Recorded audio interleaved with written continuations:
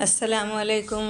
कैसे आप सब। देखो हमारी बिल्ली, इसका नाम है खुशी। और आज मुझे बात करनी है बिस्मिल्लाहिर्रहमानिर्रहीम को पढ़ना चाहिए, उसको लेके इस टॉपिक पे। हमको ना हर काम बिस्मिल्लाह पढ़ के करना चाहिए, क्योंकि बिस्मिल्लाह में बहुत बरकत है। करके देखो, आजमाई हूँ, क्योंकि अल्लाह में बहुत ताकत है, अल्लाह के कलाम में बहुत ताकत है। हर चीज़ में बिस्मिल्लाह पढ़ो, इंशाल्लाह फिर देखो रोज़ी में बरकत, राशन में बरकत, खाने में बरकत, और वो खाना नूर बन जाएगा। हमारे घर वालों को भी अल्लाह ताला इंशाल्लाह नमाजी बना देंगे। आजमाओ, करो। घर में आते जाते सलाम करो, क्योंकि कोई हो ना हो फरिश्ते रहते हैं।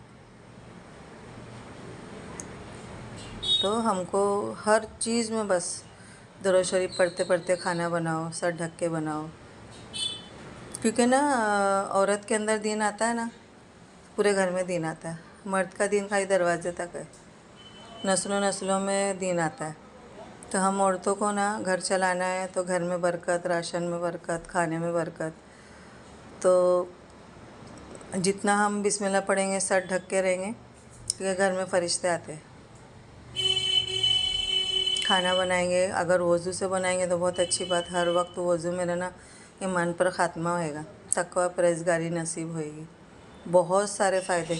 शैतान जो वज़ू में रहता है उससे शैतान डरता है। तो सबसे पहले हर काम में बिस्मिल्लाह पढ़ेंगे इंशाअल्लाह, और वज़ू में रहेंगे, बहुत फ़ायदे हैं। और दूसरा, सलाम की आदत डालेंगे।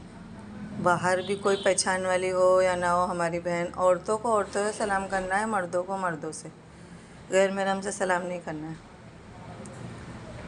अपने बच्चों को आदत डालेंगे, घर में आते जाते सलाम करो, रोज़ी में बरकत आएगी, घर में बरकत आएगी। घर में कोई हो ना हो, सलाम करने की आदत डालेंगे इंशाअल्लाह। और 5 वक्त की नमाज़ की पाबंदी करेंगे, अपने बच्चों को भी बोलेंगे, खुद भी पढ़ेंगे। जितना हम आखिरत की फ़िक्र करेंगे ना, उतना हमारे लिए फ़ायदा है,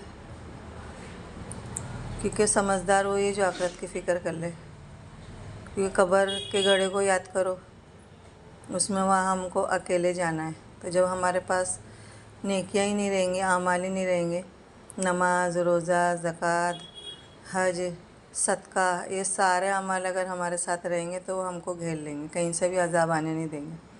और जब हमारे पास कुछ नहीं रहेगा तो हम अकेले रहेंगे, सब तरफ से अज़ाब आएगा, कौन बचाएगा। तो अल्लाह को राज़ी कर लो। अल्लाह राज़ी रहेंगे तो हमारे सब काम बन जाएंगे, और अगर अल्लाह नाराज़ है तो हम कुछ नहीं होगा, हमारा कोई नहीं आएगा वहाँ। यहाँ तो बहन को बुला लो, भाई को बुला लो, किसी से भी बोल दो, अपनी परेशानी हल कर दो, वहाँ अल्लाह के सिवा कोई नहीं करेगा। और उसके साथ साथ में सुन्नतों पे चलना है। हुज़ूर सल्लल्लाहु अलैहि वसल्लम की उम्मत है हम, उन्होंने हमारे लिए बहुत तकलीफ़ें उठाई। आज भी वो दुनिया से पर्दा होके भी आज भी वो हमारी फ़िक्र कर रहे हैं। तो इंशाअल्लाह हम उनका तरीक़ा अपनी ज़िंदगी बनाएंगे, तो वो भी हमारा हर जगह साथ देंगे। तो इसलिए हमको ना अपनी एनर्जी, ताकत, दिमाग जो ये सब दुनिया में लगाते हैं ना, वो ये कर रही है, वो ये कर रहा, वो वहाँ जा रही है, उसकी बहू ये कर रही है, उसकी बेटी, ये सारी तरफ से ना हमको ध्यान हटाना है। इसमें सिर्फ गुनाह है, कुछ भी नहीं रखा है। हमको सिर्फ हमारा घर देखना है, हमारे बच्चे, और आखिरत की तैयारी, कब्र की तैयारी। बस मुझे यही बोलना था।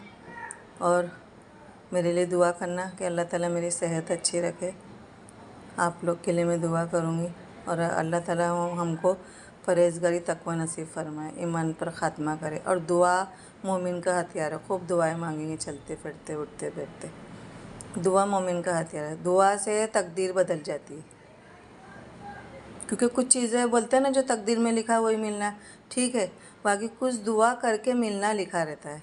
तो हमको दुआएं साथ साथ में करनी, और ये ना समझे कि दुआ कबूल नहीं हो रही, दुआ कबूल होती है। अगर नहीं होती ना, तो उससे हमारे जो आने वाली आफत है वो हट जाती है, और फिर आखिरत में वो दुआएं हमको सब मिलती है। कुछ चीज़ें हमें क्यों नहीं मिलती, क्योंकि वो हमारे लिए ना नुकसानदा होती, वो हमको नहीं पता रहता। हम ये सोचते अरे हमने मांगा था, हमको मिली नहीं, बाकी वो हमारे लिए नुकसान होता है, इसके लिए नहीं मिलती। बहुत बिल्ली बहुत प्यारी है। और अपने घर वालों का ध्यान रखो, अपनी सेहत का ध्यान रखो, क्योंकि सेहत सबसे बड़ी दौलत। दुआ में याद रखना। मिलते हैं फिर कुछ और टॉपिक पे। अल्लाह हाफिज़।